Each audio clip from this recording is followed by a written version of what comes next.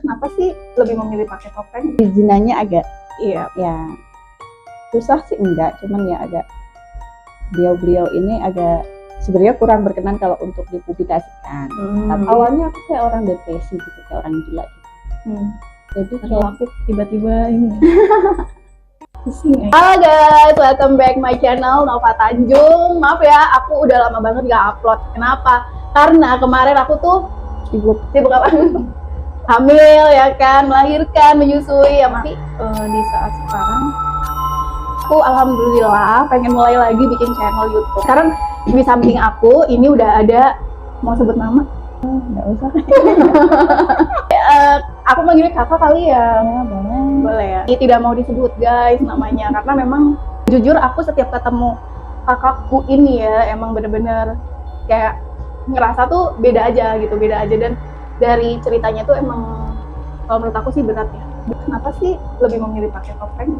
Karena lo ini kan udah lama ya. Iya benar. Karena izin dulu ya. Benar. Perizinannya agak ya susah sih enggak, cuman ya agak beliau ini agak sebenarnya kurang berkenan kalau untuk dipublikasikan.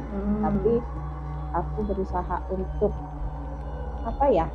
minta izin aja lah, siapa tahu dengan semua ini bisa membantu channelnya adik aku tersayang. Amin ya Allah. Kemarin aku WA ternyata alhamdulillah mungkin udah di sini nama beliau ya. Insya Allah. Mudah-mudahan nggak ada apa-apa nih pas tayangan ya. Amin. Walaupun agak pusing ini berat ya. Aduh, tadi ngopi dulu kali. Kopi pahit katanya, tapi maaf ya aku lupa banget nih. Ya Allah, nggak apa-apa, santai aja. Awal mula kakak tuh bisa kayak gitu dari mana gitu? Waktu itu aku TK. Jadi waktu TK itu aku kan dibesarkan itu di lingkungan Kejawen itu. Kejawen ini dan aku itu tinggal sama kakek nenek yang benar-benar Kejawen. Jadi dari waktu aku TK itu aku udah bisa melihat diri aku sendiri gitu pas aku lagi tidur. Jadi kayak jasadnya ruhnya tuh berpisah dari jasad. Iya, raga dan sukmanya berpisah kan. Emang kita kalau tidur gitu ya, raga dan sukma itu kan berpisah. Itu yang aku alami ternyata ya membuat aku kayak sekarang kayak gini. Nah, yang pas waktu ruhnya itu sukma ya? Raga sukmanya itu berpisah, itu yang dirasain kakakku apa? Nggak ngerasa apa-apa, aku cuma kok aku bisa lihat diri aku tidur ya, itu aja sih. Pemikirannya simpel aja waktu. Jadi karena mungkin masih anak-anak ya, jadi belum ngerasain yang benar-benar kalau aku nih bisa gitu. Iya. Nah, setelah itu ada kejadian apa lagi kayak atau hal-hal yang di luar nalar gitu? Seiring usia itu awalnya aku kayak orang depresi, kayak orang gila. Jadi kayak ngobrol di depan kaca sendiri gitu kan, saling beradu argumen, adu pendapat, diskusi gitu di depan kaca gitu, kayak orang kali ngeliatnya wah dia gila kali gitu. Tapi aku merasa kayak ada sesuatu yang aneh gitu, tapi masih belum ngeh waktu itu. Anehnya tuh yang seperti apa? Anehnya tuh jadi aku tuh kan sering alhamdulillah sih sholat 5 waktunya tuh belum puasa Senin Kemis. Kalau orang Kejawen itu kan tirakat ya. Tirakat itu aku tidur jadi aku malangin pintu gitu sampai masuk kamar gitu. Aku tidurnya di situ. Kenapa gitu ngerasa pengen tidur di situ? Kata almarhum aku tuh kita harus tirakat kalau punya keinginan atau punya cita-cita atau biar dimudahkan semuanya, ya kembali lagi kan ke Allah lagi ya, cuman kan itu kepercayaan.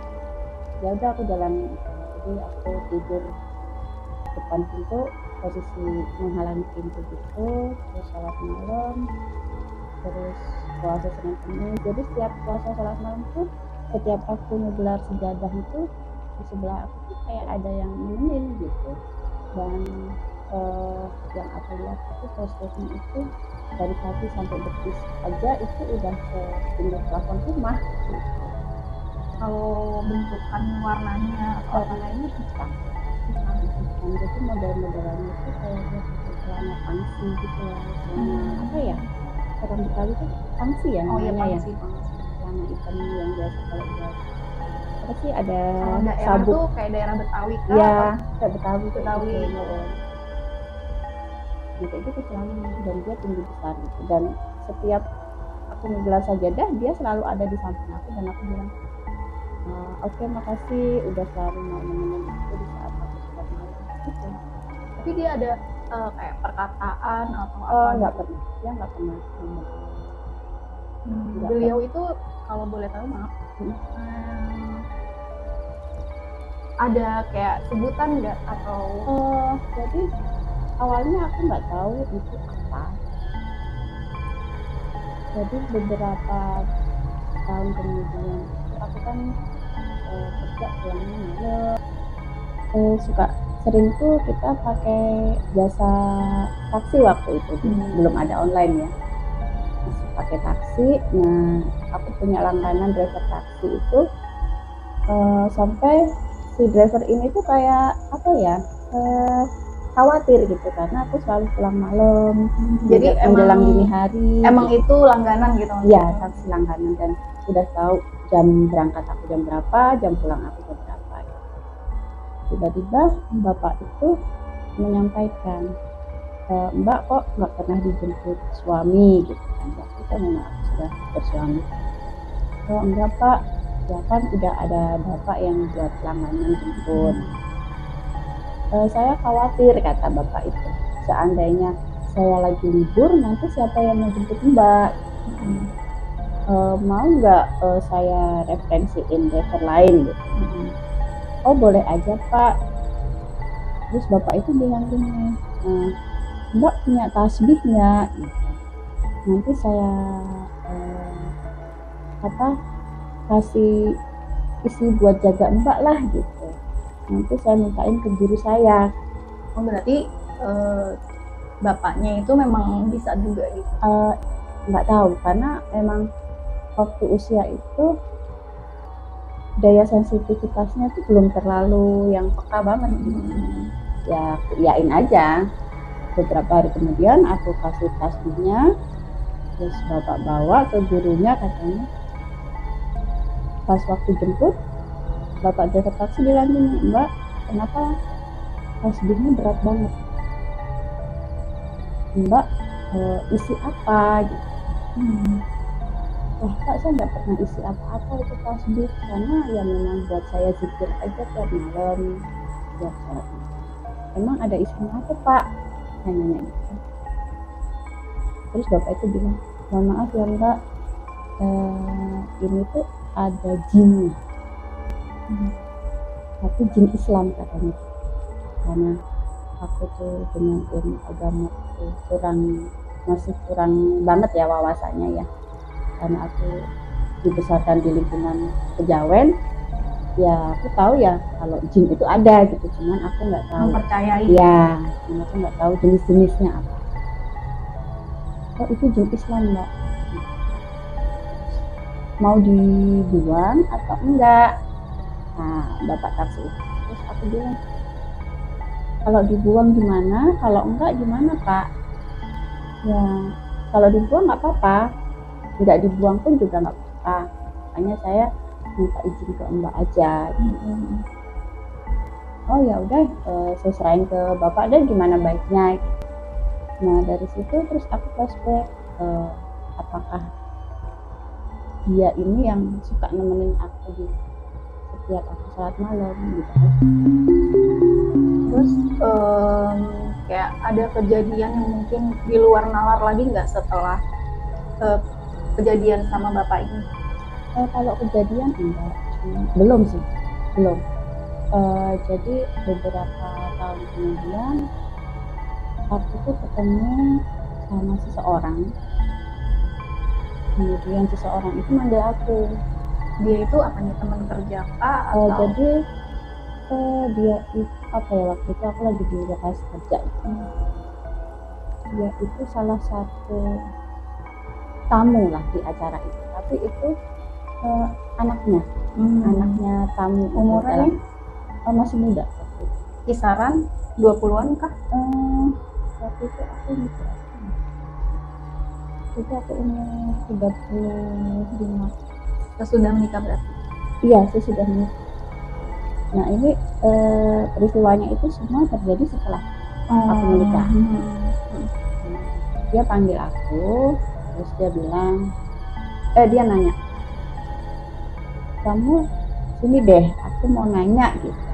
Mau nanya apa? Kamu habis ke dukun ya? Kata dia gitu. Kamu habis pasang apa ya? Waktu itu emang aku nggak tahu yang dimaksud apaan gitu. Tapi kalau dengan bahasa pasang, mungkin di pikiran aku adalah kayak susuk, penglaris, apalagi kalau di dunia kejawen ya nggak jauh-jauh kayak gituan kan. Terus aku bilang enggak pernah aku masang-masang gituan. Gitu. Oh gitu, oh ya udah. Nah, beberapa hari kemudian beda orang lagi. Jadi dia itu katanya mau masuk ke kodam aku, katanya aku tuh ada kodam, dan kodamnya itu berlapis katanya, karena aku waktu itu belum ngerti. Oh ya udah deh, coba. Jadi dia pegang tangan aku, dia nggak tahu apa yang dilakuin, aku cuma diem aja. Jadi dia kayak ngeramal gitu kan, nanti lo tahun ini lo akan pergi ke luar negeri dalam rangka pekerjaan bla bla bla bla bla bla. Oh ya, terus kayaknya aku nggak bisa lagi deh, kata dia gitu, nggak bisa lagi masuk karena kodam kamu berlapis, kata dia. Aku berat dan aku nggak sanggup. Gue udahin ya, kata temen aku. Oh ya udah, silakan. Setelah melakukan itu tuh dia itu kayak apa ya, keringetnya tuh keluar kayak abis lari maraton. Capek banget. Terkuras energi ya, mungkin. Nah, karena aku belum ya aku ya masih nggak percaya gitu. Udah itu aja sih kejadiannya. Kalau kan ternyata beliau ini apa ya, ada itu mereka nggak langsung semuanya berada di sisi aku gitu. Jadi berproses. Pertama ada prosesnya, kedua ada gitu. Tapi di saat sekarang aku tiba-tiba mau muntah dari tadi juga. Maaf ya. It's okay, fine. Kalau aku sih udah minta izin ya. Aku ya jadi nggak konten nih. Nah, kalau yang kayak temen-temen gitu, kira-kira ada yang ngerasain juga nggak? Kalau misalkan ada hal-hal yang bikin teman-teman kakakku ini di sekitaran aneh gitu ngerasanya, atau mereka malah seneng gini bisa nih gini atau gimana? Kalau temen ya salah satunya dirimu ya Dek. Kalau itu kayaknya udah pasti ya. Dan udah menyaksikan langsung gitu, walaupun itu kan hal sepele ya.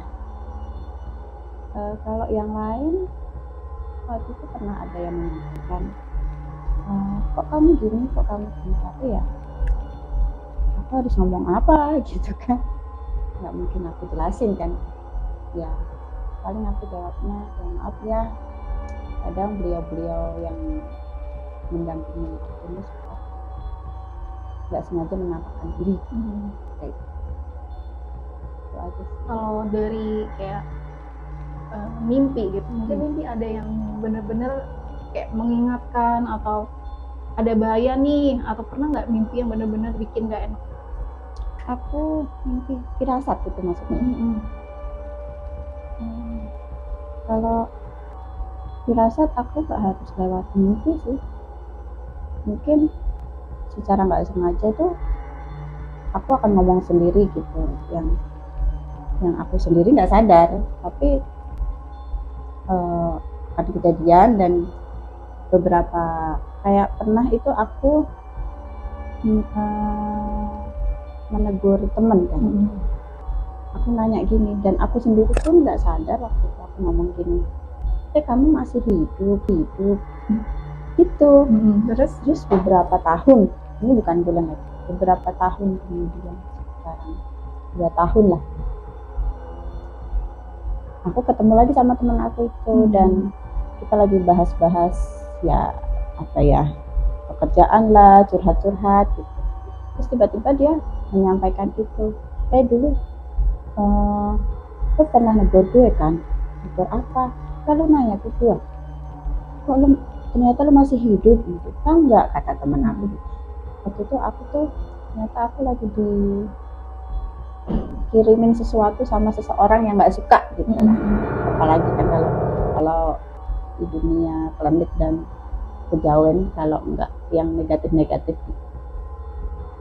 Terus aku flashback lagi kepikiran aku pernah yang gitu. Malah lupa gitu ya, karena mungkin bukan diri kakak yang ngomong atau gimana. Mungkin iya, kadang suka nggak sadar gitu. Tiba-tiba beliau itu menyampaikan, tapi ya beliau ini kadang bicaranya ya suka nggak apa ya, suka nggak lihat waktu gitu. Satu, yang kedua nggak pakai babi bu gitu, nggak pakai basa-basi, ya udah dia mau ngomong kapanpun ya udah ngomong. Iya. Kalau yang pernah diceritain ke aku ular-ular itu apa ya waktu itu? Jadi aku tuh pernah ada kerjaan di luar outdoor lah. Jadi di situ tuh di tempat didirikan tendanya itu tuh, yang aku lihat beberapa puluh tahun yang lalu itu tanah itu kayak hutan apa ya, hutan pinus ya. Masih hutan atau sebelumnya hutan? Sebelumnya tuh hutan. Tapi di saat acara pas aku lagi kerja itu dia kayak lahan kosong gitu, tapi kayak lapangan, tapi sekelilingnya udah ada rumah-perumahan warga gitu. Nah aku tuh kayak di antara 2 dimensi gitu kan. Tapi itu nyata kan?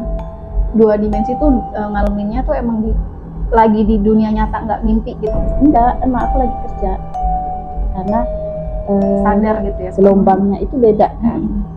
Terus yang aku rasa itu di situ tuh hutan pinus, apa tuh pohon yang tinggi-tinggi pinus ya.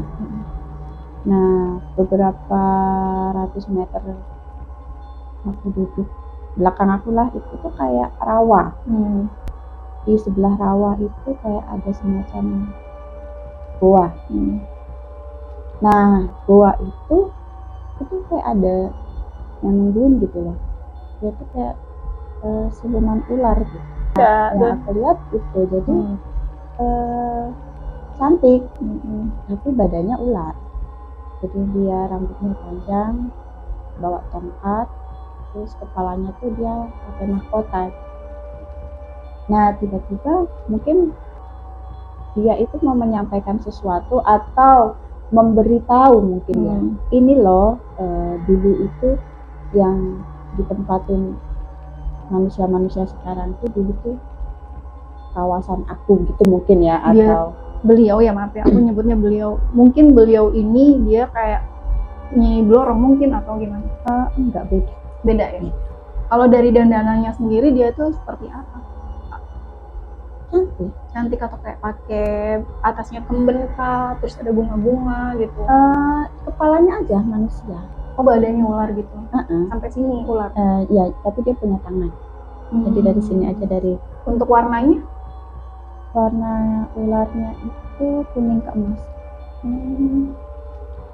Mungkin dia hanya memberitahu bahwa ini loh dulu tempat aku di sini gini. Di gua itu. Iya, tapi cara menyampaikannya itu dia meminjam raga aku ini untuk mungkin cara memberitahunya kayak gitu kali ya. Jadi biar aku bisa ngeliat yang dia masuk, jadi mata aku jadi buka bahwa ini loh dulu kawasan itu. Antara 2 dimensi gitu ya? Iya. Itu antara sadar tapi sadar, nggak sadar tapi sadar gitu. Iya, yang aku lagi kerja waktu itu. Lagi kerja ya. Lagi duduk-duduk aja gitu karena panas. Itu tiba-tiba badan aku udah kayak ular gitu, kata temen. Lo kenapa? tahu gitu bener. Tapi masih bisa jawab pertanyaan dari masih kan dia masuknya nggak langsung masuk gitu kan si ular ini kan mungkin pelan-pelan. Nah, sadarnya sendiri itu dengan cara sadar, tiba-tiba sadar atau ditepok gitu sama temen atau Ya emang aku itu sadar pas udah, maksudnya pas dianya tuh kan minjem raga ya, terus dia keluar sendiri kah atau itu keluarnya itu butuh proses seminggu kayaknya. oh lama juga ternyata ya. Itu Jadi, dengan cara apa? Mungkin karena dia cuma mau meminjam wadah itu mungkin ya udah dia kalau yang aku rasa itu dia kayak menguap dengan sendirinya gitu, menghilang dengan sendirinya. Tapi selama 1 minggu itu kepala aku itu rasanya berat kayak ditaruh batu. Itu mungkin mahkota dia itu kali ya, Berat gitu ya karena mahkota kalau zaman kerajaan dulu itu kan tembaga ya atau emas ya, kayak gitu. Dan tangan kiri aku tuh panas karena dia pegang tembaga gitu, tongkat. Nah, tangan aku sampai aku rendam ke air, saking panasnya. Itu 1 minggu kemudian kayak badan aku itu untuk netralin sendiri itu kayak di rumah mungkin kayak dengan caranya kakak sendiri nih gitu, caranya tuh gimana gitu? bawa sholat, ya sholat aja, doa, dan walaupun enggak secepat itu hilangnya, tapi aku ngerasa itu pelan itu berangsur-angsur jadi enteng dan membaik badan itu. Berarti nggak jauh beda sama aku ya, maksudnya aku juga pernah begitu kan. Aku pernah di syuting di tempat horor ya, sering banget gitu kan, tapi proses mengembalikannya itu lumayan lama karena aku kan memang kekuatannya atau energinya tuh nggak kayak mungkin kalau kakak kan mungkin lebih besar dari aku ya, kalau aku kan masih kelas ece lah mungkin ya gitu. Kayaknya nggak ada kelasnya kan, nggak ada sekolahnya ya. Nggak ada, tapi nggak tahu kenapa ya begitu gitu. Kayak harus ngaji dulu, jadi terus kayak baca apalah setiap kalau mau kerja, zikir, ini pusing ya kelingan. Semoga kuat ya kamu ya. Sumpah dari tadi tuh kayak nahan mual, terus nahan pusing, keliengan.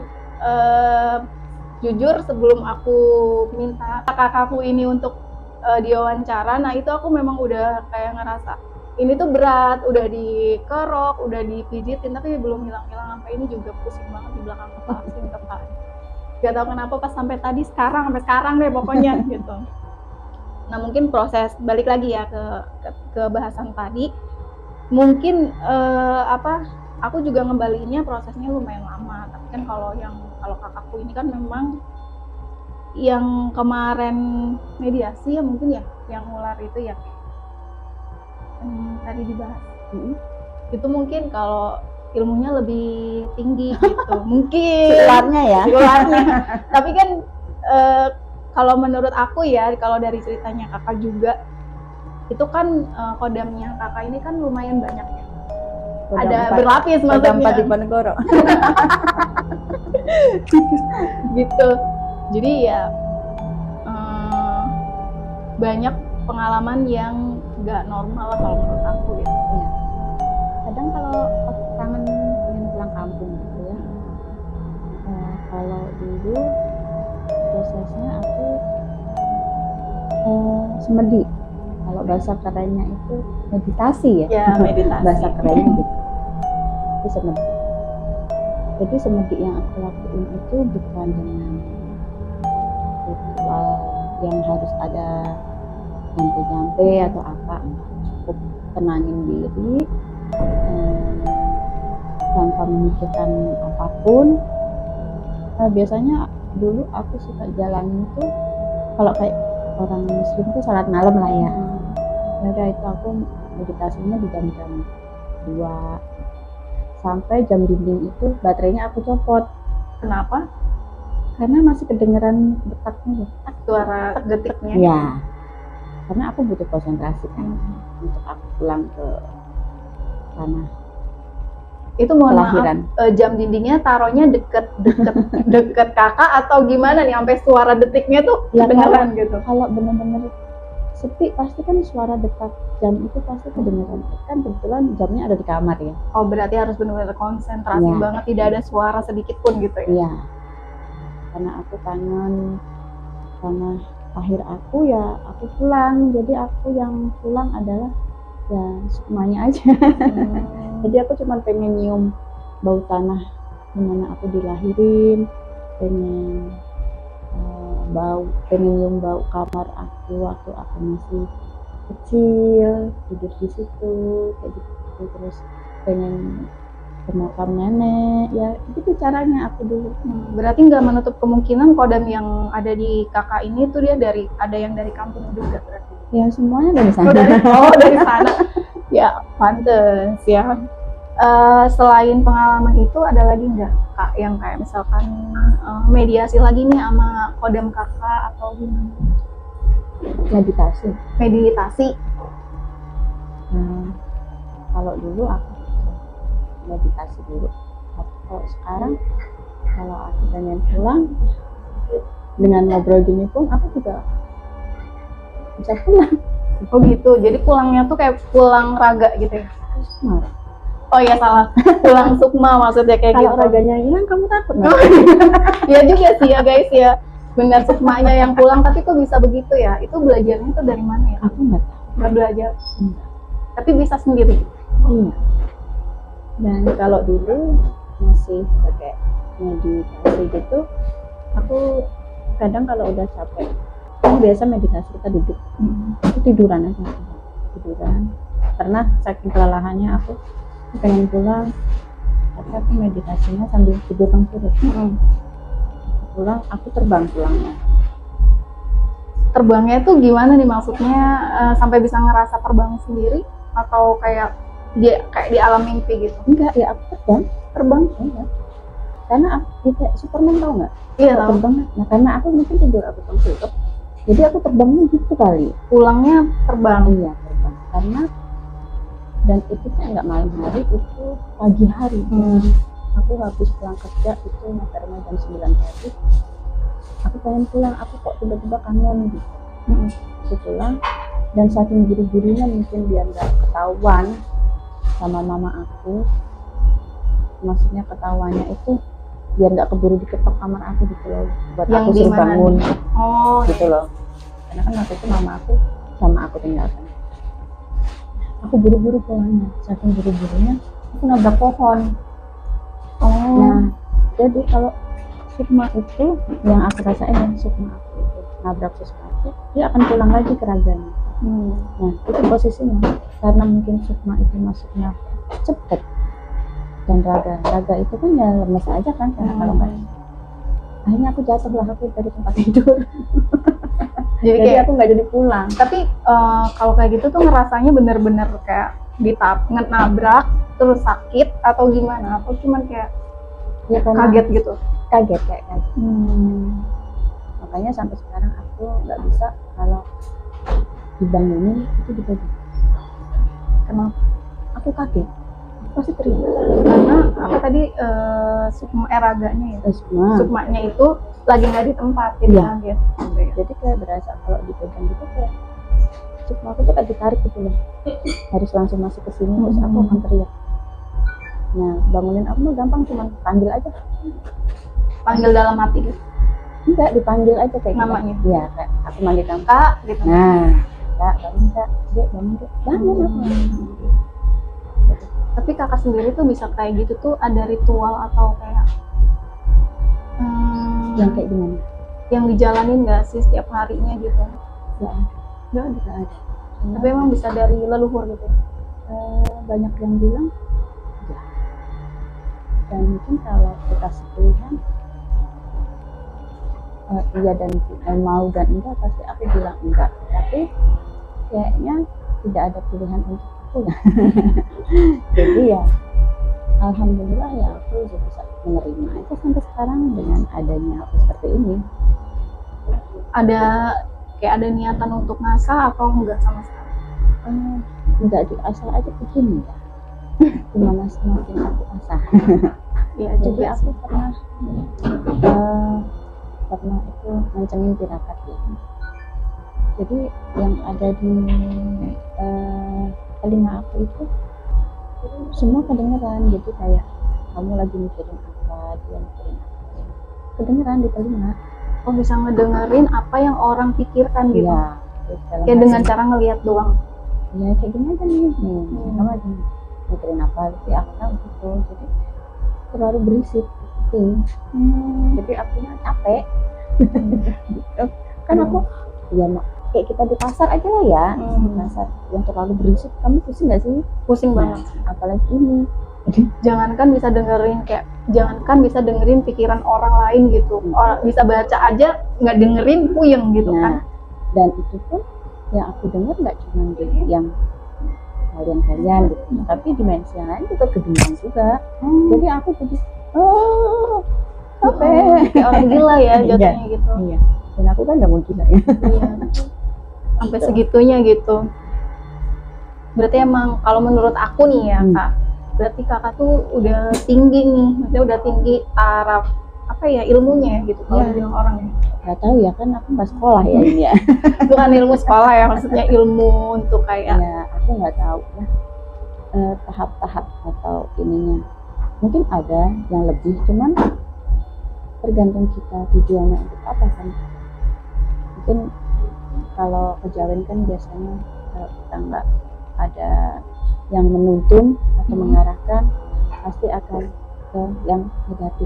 Karena kejawen itu kan hubungannya negatif, walaupun nggak semuanya kesana semua gitu, tapi kalau emang kita nggak punya arah tujuan ya akan seperti itu. Terima kasih banyak nih buat kakak yang udah mau diwawancara di channel YouTube aku. Masih ya. pusing nggak deh? Masih banget, sumpah tadi kayak nahan mau muntah sih, jujur, karena memang aku lumayan bisa ngerasain yang kayak gitu-gitu gitu. Kadang kayak ngobrol biasa aja di ruangan tempat kita kerja gitu, ya ngerasa nih. Kadang oh ya udahlah, stop sampai di situ, jangan sampai ya mohon maaf tuh gemeter. Ya kan? Mohon maaf sebelumnya juga nggak bisa semuanya sampaikan. Ya nggak apa-apa, mungkin next ada part 2. Bisa aja lah. Ya nggak apa-apa kan, izin lagi nih. Oke, terima kasih guys udah nonton YouTube aku, dan terima kasih banyak juga untuk kakakku udah mau wawancara di YouTube aku ya guys. Jangan lupa ya, tonton ya. Dan yang pecinta horor jangan lupa komen, like, subscribe, dan share, dan jangan lupa juga untuk subscribe ya guys. Oke, dadah.